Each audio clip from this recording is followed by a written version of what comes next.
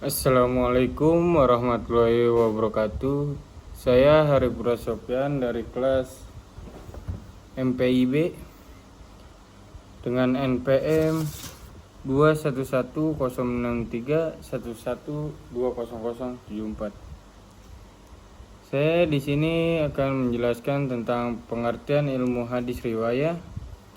Yang kedua, pengertian ilmu hadis dirayah. Yang ketiga, sejarah perkembangan ilmu hadis riwayah. Yang keempat ialah sejarah perkembangan ilmu hadis dirayah.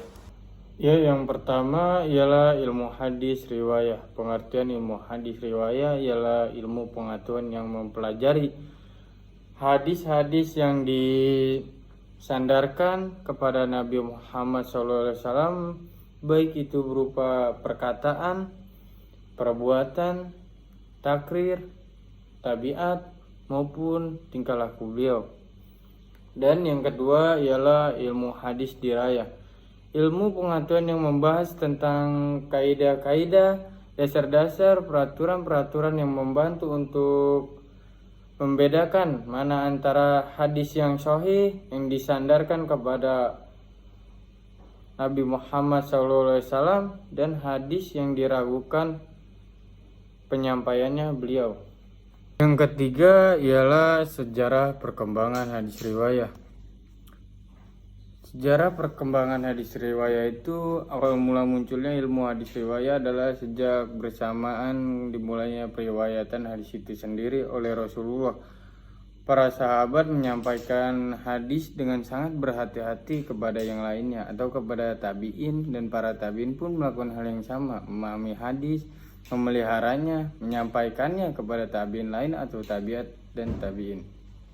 Periwayatan hadis Nabi SAW itu berlangsung hingga usaha penghimpun yang dipelopori ulama hadis terkenal, yaitu ulamanya Abu Bakar Muhammad bin Syihab Az-Zuhri, akhir pada 51 Hijriah sampai dengan 124 Hijriah atas perintahnya Khalifah Umar bin Abdul Aziz.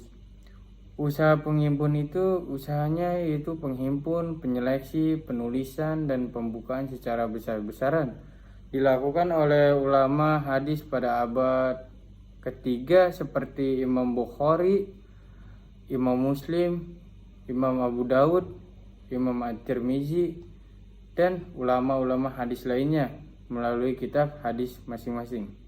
Yang keempat ialah sejarah perkembangan ilmu hadis dirayah.